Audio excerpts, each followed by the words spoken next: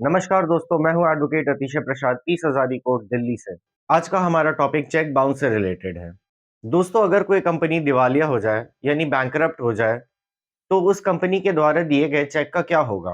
क्या इस सिचुएशन में आपके पैसे डूब जाएंगे या आप अपने पैसे को किसी और प्रोसीजर से रिकवर कर सकते हैं या 138 का केस उस कंपनी पे चलेगा?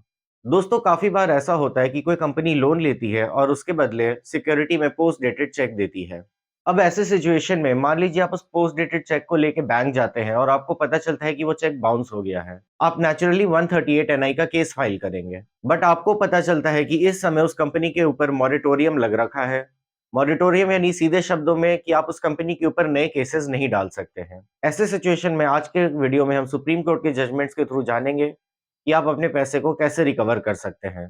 साथ ही हम देखेंगे कि इस टॉपिक पे बॉम्बे हाई कोर्ट का लेटेस्ट डिसीजन क्या कहता है। आज के वीडियो में आप सीखेंगे कि आईबीसी क्या होता है और आईआरपी क्या होता है। आप देखेंगे कि आईबीसी का सेक्शन 32A एक कंपनी को क्या प्रोटेक्शन देता है। साथ ही हम समझेंगे कि सेक्शन 32A का सेकंड प्रोविजो क्या कहता है, जो कि हमारे इस केस के लिए बहुत इंपॉर्टेंट है। फिर हम देखेंगे कि सुप्रीम कोर्ट ने अजय कुमार गोयनका में क्या कहा है और फाइनली हम देखेंगे कि सुप्रीम कोर्ट के जजमेंट पे रिलाई ऑन करके बॉम्बे हाई कोर्ट ने क्या लेटेस्ट डिसीजन पास किया है। वीडियो शुरू होने से पहले दोस्तों, अगर आपको हमारी वीडियोस पसंद आती है तो वीडियो को लाइक, चैनल को सब्सक्राइब जरूर कीजिएगा और कमेंट्स में बताना मत भूलिएगा आपको ये वीडियो कैसा लगा। दोस्तों, जब कोई कंपनी अपना लोन वापस नहीं कर पाती है, तो कंपनी से पैसे वापस लेने के लिए डेब्टर्स एनसीएलटी जाते हैं, नेशनल कंपनी लॉ ट्रिब्यूनल। अगर एनसीएलटी केस एडमिट कर लेती है तो सीआईआरपी शुरू होता है। सीआईआरपी का मतलब होता है कॉर्पोरेट इंसॉल्वेंसी रेजोल्यूशन प्रोसेस। जैसे ही ये प्रोसेस शुरू होता है, दो बड़ी चीजें होती है। पहला है मॉरिटोरियम। कंपनी के खिलाफ कोई नया केस फाइल नहीं हो सकता है मॉरिटोरियम लगने के बाद, और पुराने केसेस रुक जाते हैं। इसका मकसद है कंपनी के एसेट्स को प्रोटेक्ट करना, ताकि कंपनी रिवाइव हो पाए एक क्लीन स्लेट के साथ। दूसरी चीज होती है आईआरपी अपॉइंट किया जाता है, यानी इंटरिम रेजोल्यूशन प्रोफेशनल। कंपनी के डायरेक्टर से चार्ज ले ली जाती है और आईआरपी कंपनी को चलाता है। यहाँ एक कंफ्यूजन क्रिएट होता है। इस वक्त जो भी डेब्टर्स होते हैं, वो अपना डेट आईआरपी के पास देते हैं। ऐसे सिचुएशन में काफी डायरेक्टर सोचते हैं कि उनके ऊपर 138 का केस अब नहीं लग सकता है और जो भी 138 का डेट है वो आईआरपी देखेगा कंपनी के एसेट्स से। लॉजिकली शायद ये सुनने में सही भी लगे, पर कानून इससे थोड़ा अलग है। तो चलिए देखते हैं कानून क्या कहता है। दोस्तों, अब हम आते हैं टेक्निकल पार्ट पे, और इस टेक्निकल पार्ट का हमारे केस से बहुत बड़ा रिलेशन है। हम देखेंगे सेक्शन 32A ऑफ आईबीसी और सबसे इंपॉर्टेंटली उसका सेकंड प्रोविजो क्या कहता है। देखिए दोस्तों, आईबीसी का बेसिकली मतलब है कंपनी को खत्म नहीं करना, उसे बचाना। इस वजह से सेक्शन 32A आईबीसी कंपनी को एक क्लीन स्लेट देने की कोशिश करता है कि नई मैनेजमेंट एक क्लीन स्लेट पे शुरू कर पाए। अब इस क्लीन स्लेट को देने के लिए ये 32A कंपनी पे केसेस लगने से रोक लगाता है। बट इस 32A का है सेकंड प्रोविजो। दोस्तों, ये सेकंड प्रोविजो जरूर कहते हैं कि कंपनी के ऊपर नए केसेस नहीं डाले जा सकते हैं, बट कंपनी के डायरेक्टर्स इंडिविजुअल कैपेसिटी में लायबल हो सकते हैं। और यही सेकंड प्रोविजो हमारे आज के केस में काम आने वाला है। दोस्तों, इस सेकंड प्रोविजो का भी एक लॉजिक है। आईबीसी का ऑब्जेक्ट है कंपनी को बचाना, पर आईबीसी का ऑब्जेक्ट ये नहीं कि कंपनी के डायरेक्टर्स के इंडिविजुअल पाप धो दे। उनके जो क्रिमिनल एक्ट्स हैं उनके लिए तो वो लायबल होंगे ही होंगे पर्सनली। और इस वजह से सेकंड प्रोविजो डायरेक्टर्स की पर्सनल लायबिलिटी को बरकरार रखता है। तो चलिए देखते हैं ऐसे सिचुएशन में सुप्रीम कोर्ट ने क्या कहा है कि क्या होना चाहिए और चेक का अमाउंट कैसे रिकवर होगा। दोस्तों, 2023 में सुप्रीम कोर्ट ने इस टॉपिक पे एक बहुत इंपॉर्टेंट जजमेंट पास किया था, जो कि था अजय कुमार गोयनका का जजमेंट। ये था एक चेक बाउंस का केस डायरेक्टर और कंपनी के ऊपर। इस केस में डायरेक्टर ने ये दलील दी थी कि जब कंपनी का डेट आईआरपी देखेगा तो डेट खत्म हो गया, और जो भी डेट है वो आईआरपी रिजॉल्व करेगा, तो फिर 138 किस बात का। जब डेट ही नहीं रहा तो 138 का केस भी नहीं रहेगा। पर इस केस में सुप्रीम कोर्ट ने कहा था कि ऐसा नहीं है। सुप्रीम कोर्ट ने डायरेक्टर की दलील को खारिज करते हुए तीन बातें कही थी। पहला, कि nature of proceedings. Supreme court ने कहा था कि आईबीसी एक सिविल प्रोसीडिंग है और 138 एनआई एक क्रिमिनल प्रोसीडिंग है। इसका ऑब्जेक्ट है पीनल ऑफेंस देना, यानी इसका ऑब्जेक्ट है ऐसे आदमी को पनिश करना जो कि एक झूठा चेक देता है या एक ऐसा चेक देता है जो कि बाउंस हो जाए।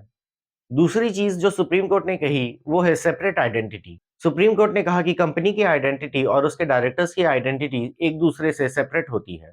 एक कंपनी एक लीगल पर्सन होता है और डायरेक्टर अलग नेचुरल पर्सन होते हैं। आईबीसी कंपनी की लायबिलिटी को बचाता है, बट डायरेक्टर नेचुरल पर्सन्स की लायबिलिटी को नहीं बचाता है।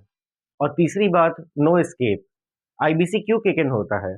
आईबीसी किक इन तब होता है जब डायरेक्टर्स ने कुछ ऐसा किया हो जिससे कंपनी डूब रही होती है। यानी कि डायरेक्टर्स खुद की गलती का फायदा उठाना चाह रहे होते हैं, अगर ये दलील देते कि 138 का केस नहीं चलेगा। एक तरफ वो कंपनी को डुबो रहे हैं, दूसरी तरफ वो 138 के लायबिलिटी से भी बचने की कोशिश कर रहे हैं। सुप्रीम कोर्ट ने कहा कि ऐसा नहीं हो सकता है।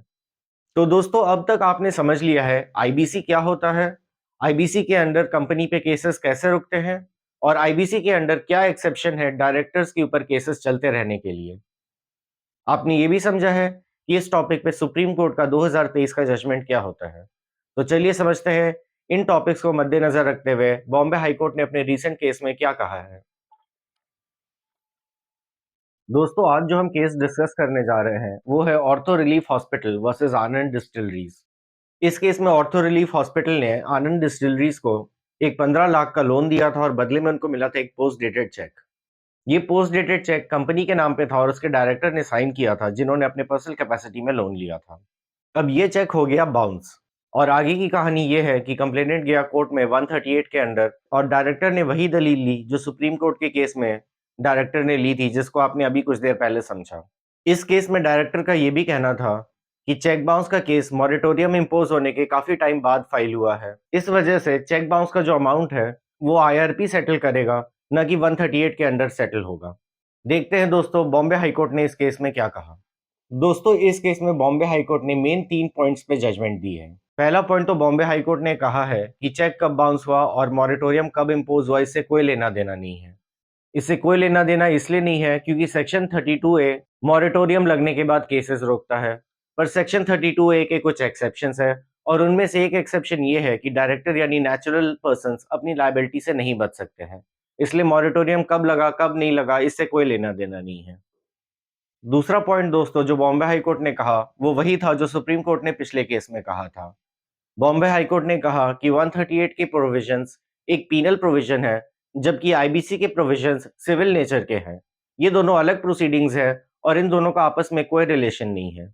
और तीसरी बात दोस्तों, कोर्ट ने कहा कि सेक्शन 32A के प्रोटेक्शन का इस केस से कोई लेना देना नहीं है। इस केस से इसलिए कोई लेना देना नहीं है क्योंकि सेक्शन 32A का second provision personal liability directors की बरकरार रखता है। दोस्तों, सिंपल शब्दों में कोर्ट ने कहा कि मॉरेटोरियम कंपनी के एसेट्स को बचा रहा है, ना कि डायरेक्टर्स की पर्सनल गलतियों को बचा रहा है। इसीलिए कोर्ट ने कहा कि सेक्शन 138 का केस डायरेक्टर्स के ऊपर चलता रहेगा, भले कंपनी के ऊपर मॉरेटोरियम लगा हुआ है। तो दोस्तों, इस केस से हमारे क्या की टेकअवेज हैं? दोस्तों, इस केस से हमारा पहला टेक अवे तो ये है कि मॉरेटोरियम लगने पे डायरेक्टर्स आर नॉट सेफ। वो अपने पर्सनल लायबिलिटीज के लिए फिर भी लायबल होते हैं, क्योंकि सेक्शन 32A का प्रोटेक्शन केवल कंपनी के ऊपर लगता है, डायरेक्टर्स के ऊपर नहीं लगता है, क्योंकि उनकी लायबिलिटी बरकरार रहती है by the operation of section 32A second provision. Second point ये है कि timing of moratorium and timing of cheque bounce का आपस में कोई रिलेशन नहीं है। इसलिए रिलेशन नहीं है क्योंकि मॉरेटोरियम का प्रोटेक्शन तो सेक्शन 32A के अंडर लगता है, और सेक्शन 32A डायरेक्टर्स के इंडिविजुअल लायबिलिटी पे एप्लीकेबल ही नहीं है। और तीसरी बात, आईबीसी कंपनी को क्लीन स्लेट देता है, डायरेक्टर्स को क्लीन स्लेट नहीं देता है। अगर डायरेक्टर्स ने कुछ गलत किया है तो उससे आईबीसी प्रोटेक्शन नहीं देगा।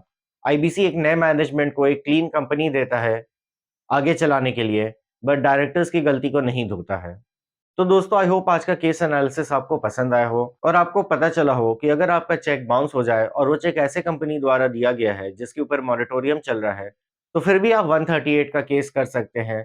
ऐसा ये सुप्रीम कोर्ट का जजमेंट कहता है, और इसको बॉम्बे हाई कोर्ट ने अपने नए जजमेंट में भी रिअफर्म किया है। तो दोस्तों, आई होप ये केस एनालिसिस आपको पसंद आया हो, और ऐसे लीगल अपडेट्स के लिए जुड़े रहे हमारे चैनल प्रसाद लॉ से।